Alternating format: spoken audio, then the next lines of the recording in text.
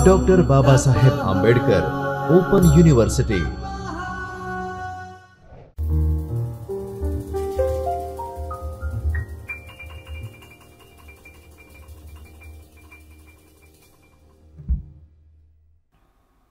Hello everyone, I'm Dr. Umapa, welcoming all to Chaitanya studio of Dr. Baba Saheb Ambedkar Open University Ahmedabad. We are dealing with lecture series of postgraduate diploma in human resource and in the subject of international human resource management. Students, till now we have come across what is human resource management. Even we have come to know human resource planning, we have come to know human resource development, we have come to know training, placement, the process, the advantages, the pros, the cons, the features. Even we have come across strategic management. Today, we'll learn about international human resource management. We will focus on block 1, which is all about introduction of IHRM, which is International Human Resource Management. So let's start with learning objectives. After learning this unit, you will be able to understand, define internationalization and index various business models for going global. Then we will become to know we can differentiate the various types of international organizations. Then we will explain different types of structure in international organization. Then the importance of control mechanism for international operations, and then we will analyze different techniques of control. Right. So yes, the first thing that we need to know, global competition has forced the firms to expand the work internationally. Companies develop in global business, it's like a franchising, then export, then licensing or FDIs, then international organization vary on the basis on their structure, span of control and business operations. So the organizational structure is the flow of hierarchy and decision making that decides the job design of the employees and business expansion. Overseas, there is a need of establishment, systematic models of operations and the control mechanisms. So, the modes of operations are based on the business models that include, conglomerates, the single line business, or the modes of operations are based on models that are referred as a blueprint, a flow of work and process from one department to the other and from one country to the other. So this outline the set of documents that are continually changing like an organization chart. So we need to know the meaning of international, why we require to know about this international IHRM, right? So in what is actually internationalization, what it is? So it is reach and market start extending their operations outside the domestic market. So this is generally in different ways, either by increasing export or by granting license to foreign firms. So this process of expanding the business operations in other countries is called as internationalization. So even in other words, this process which a firm gradually changes in response to international competition, domestic market, the saturation and the desire for expansion. So new markets and diversification. Right. So there are many options available for companies to start their global operations. Moreover, most of the firms, they don't start full-fledged.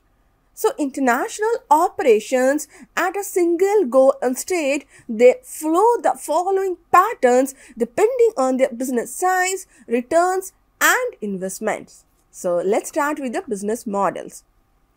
Okay. So this is like a business models for international expansion. We can see international business model. It's divided in a four, the four part. It's first one that is exporting, second one that is franchising, the third one that is licensing, and the fourth one that is foreign direct investment. So these are the four types of business models for international expansion right? So let's start with the franchising. So in this, the parent company grants another firm the right to do business as per company norms. So say for example, Domino's Pizza is operating, on this business model in India and other countries as well. So now the next one, that is licensing. So it is an arrangement in which a firm, also called licensor, grants the right to a foreign firm to use intangible like intellectual properties like manufacturing process, trade names, etc. So the licensor in returns gets a predetermined royalty for such usage. Next, moving forward to exporting.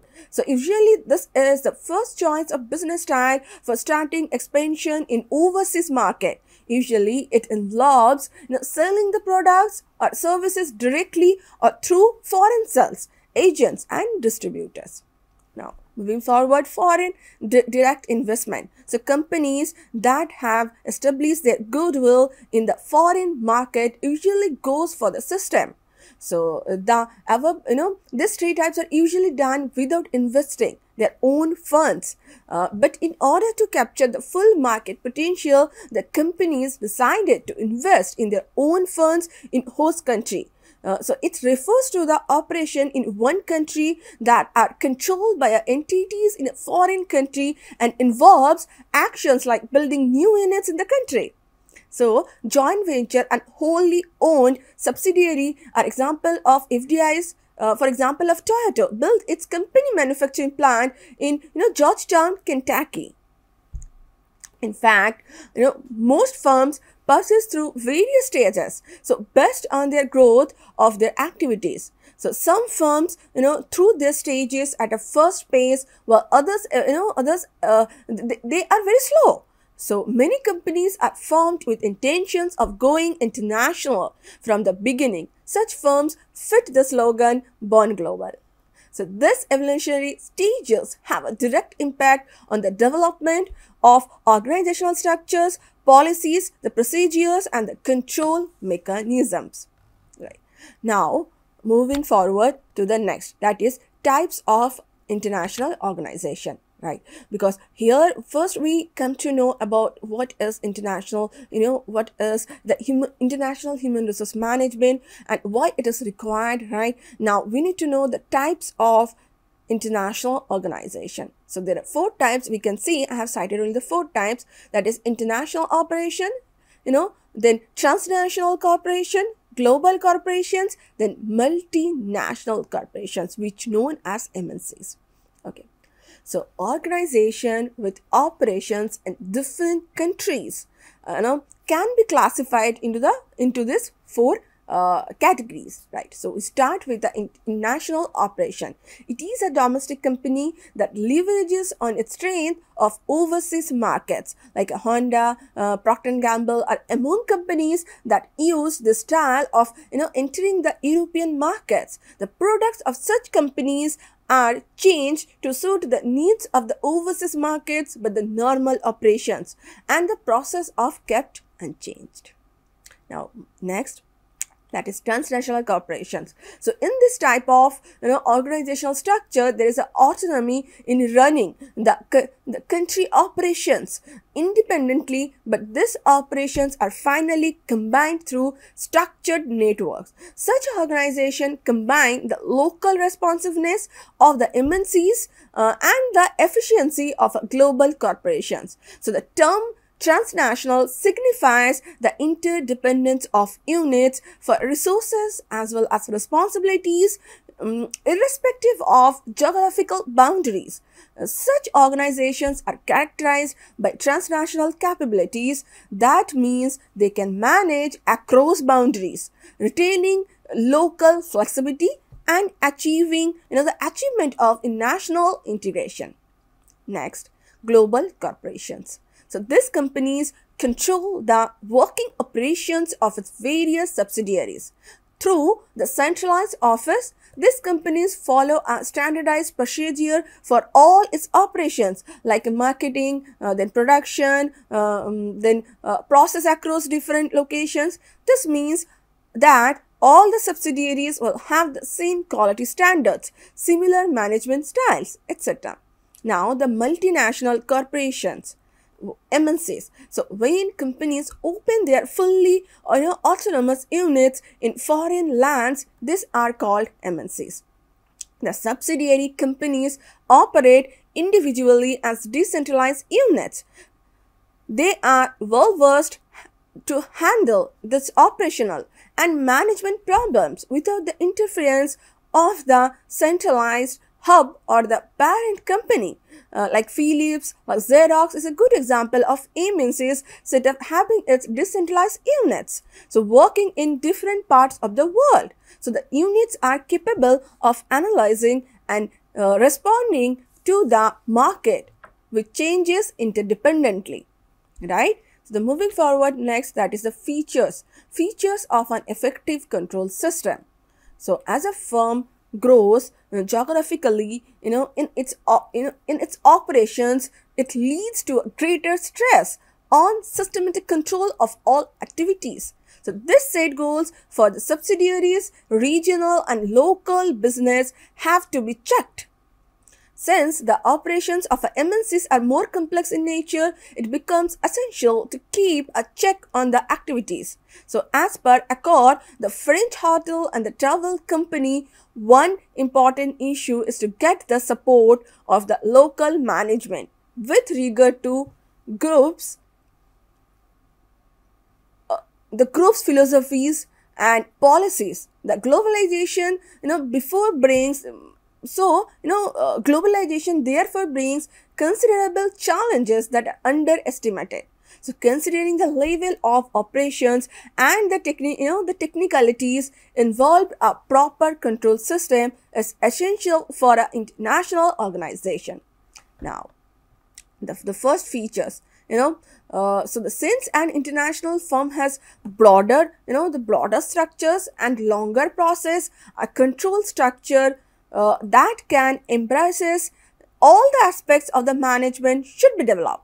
So we can see here are the four features, right? The first one, we'll start with the first one, that is stating standards for performance management. Since international firms vary in people, process, the currencies and the working norms, so it is essential to set up standards including this group's ideologies, goals, as well as the local variations like customer needs motivators. Right. Now the next one, that is availability of timely information. This is the significant features of international firms. The reason being the geographically dispersed units and subsidiaries and varying time zones. Even cultural differences to ultimately fulfillment of work, for example like US, UK, are very specific about time. So but it is not so in Asia and the Latin America. Moreover, for proper control, timely availability of information is very necessary, otherwise it loses its relevance. Next, that is objective type information. Elaborate information is of no use of controlling things. Rather, the objective representations of facts is easy and derived results. So another reasons for advocating objective information in control mechanism is their unbiased results. Moving forward to the next, that is cost effectiveness. The prime importance is expenditure laid on this control system.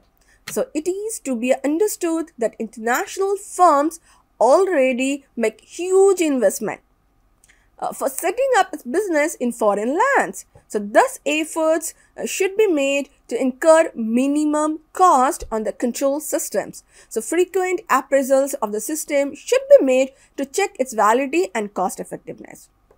Right? So here we come to know the four features. Right? Now moving forward to the next, that we need to know the techniques as well. So this is the techniques of a control. So let's start with this. We can see this is like five techniques that I have cited. So it may vary from your point of view. So we will start from formal control system. So this is also called traditional bureaucratic system. They are characterized by long hierarchies. So it's written job descriptions, functional authority, There are formal relationships, and HR departments have the responsibility of implementing these procedures. So performances are based on clearly set targets. So communication system in this technique are prescribed and followed strictly as per the hierarchical structures. So the policies and procedures under the systems are formalized for the entire firm, including the units based in foreign countries. Such arrangements help in better coordination of activities and the employees. Now the next one, that is client control system. So the word client depicts social systems of an organization that involves people, their personal relationships, and the social networks within an organization. So contrary to the traditional techniques, client control layers stress on the skills and competencies of its people rather than on job design.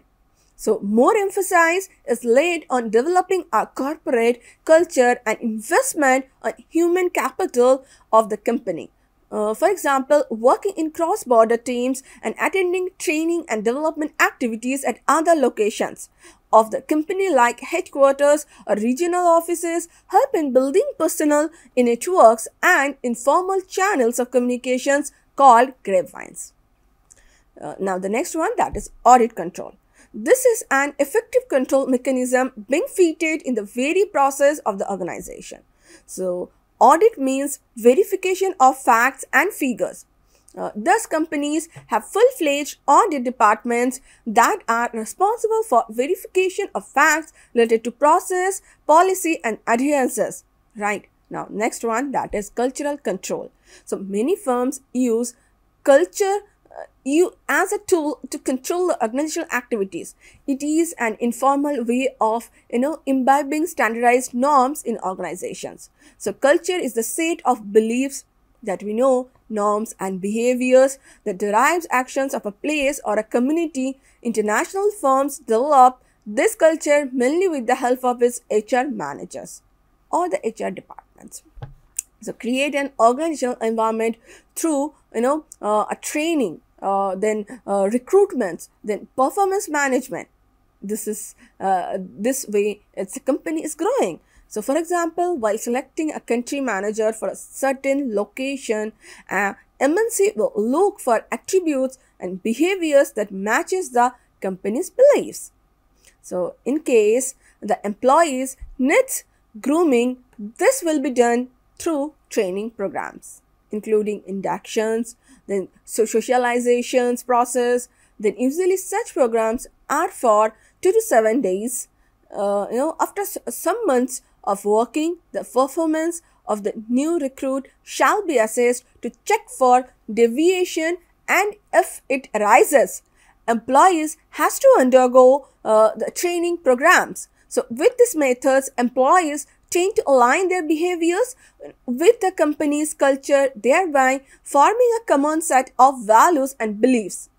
So this is helpful developing uniformly perspectives and behaviors. Now the last one, that is centralized versus decentralized control. So centralized control means the authority of taking decisions for any sort of matters lies in the hand of the parent company. The subsidiary companies and units are required to take permission from the parent company for issues related to any department like process, like operations, like HR, marketing, production, etc. So this the opposite of this type of control is decentralized system, in which the subsidiaries have freedom of decision making. This is helpful where decisions have to be taken considering the local market norms and policies. So in real life, usually a combination of both types of control can be seen in companies, that is also termed as coordinated decentralization. So here we can see the differentiation. Let's see the differentiation. Yes, this is the differentiation of centralized control and decentralized control. We can see, right? Centralized control. Centralized control, it's like useful in case of threats from global competition, whereas decentralized control, better insights of market behaviors with the subsidiary company. Then again we can see centralized control suitable in case the parent and the host countries have similar cultures.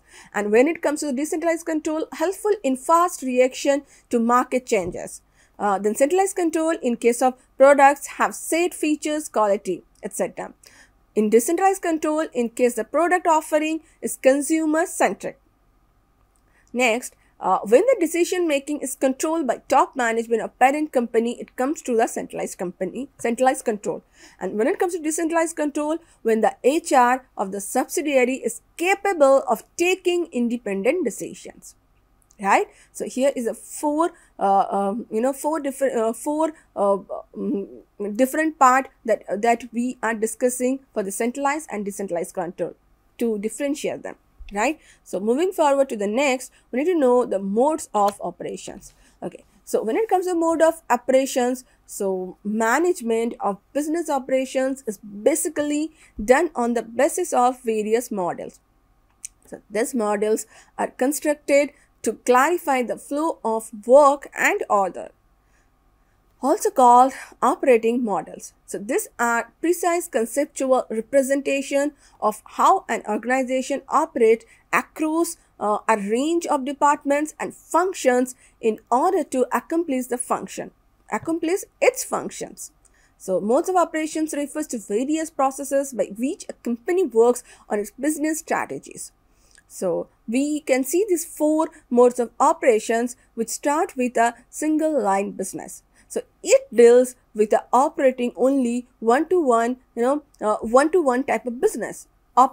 So operating only one line of business. So all the strategies and planning is concentrated on this business as its own source of revenues. Next, that is related business, where diversification is achieved by adding businesses that complement the original activity. Next, moving forward to diversified firms, so which is combining two unrelated businesses such as an oil company and a fertilizer business.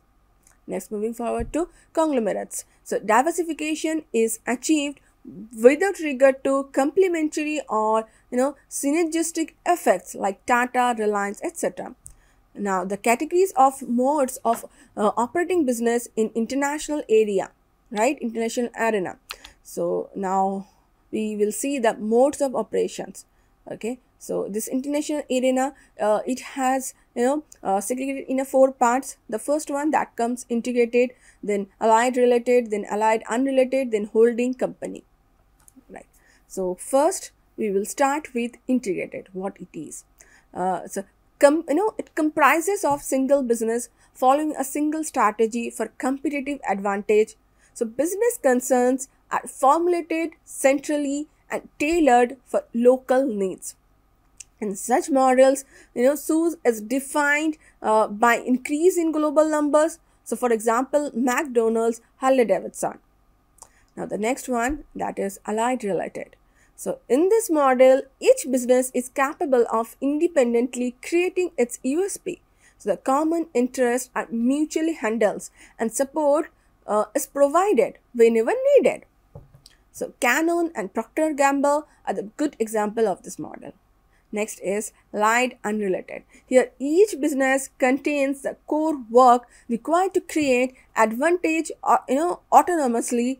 So capabilities that can be transferred are shared with other business. For example, the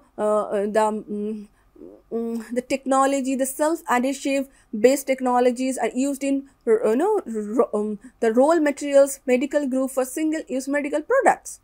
Now the next one, that is a holding company. So in this, unrelated businesses are included that are varied strategies suitable for each type of business. Each business has self-contained brands, businesses with independent functional groups. The units are tied together only by ownership. Examples include the Tyco International. So here is the modes of operation that has segregated by four parts. First one, that is integrated, we come to know. Then next one, that is allied related. Then next one, that is allied unrelated. The next one, that is a holding company. Right. So this is like a check your progress, which you can do at your home. which if you gone through all the check your progress, then you will come to know that how much you have learned from this unit. Okay, now if you want to know more about all the topics, you can go through these books, right? So with a massive growth in export, when the export department is unable to handle export, and international division is created independent of the domestic market, right? So here I'm concluding my session. So yes, in this lecture that we have come to know, what are the things we have come to know? It comes under the letter sum up. So when the firms being international operations, the structure of the organization also becomes global. The emphasis is on the area structure, product or the functional structure. The organization structure has evolved in different steps and different countries. The locations of subsidiary in different countries pose another problem. So this is about controlling the operations in a standardized manner. This calls for coordination of activities between the parent and subsidiary companies. So there are various techniques for control like accounting, then auditing, etc. So these are the controlling the finances. Another ways of include cultural control or client control. So this techniques emphasizes coordination in policies and procedures. So in today's lecture, we have come across the modes of internationalization. We have come across the features. We have come across all the process also. So in our next lecture, we will come to know more about international marketing. So thank you all.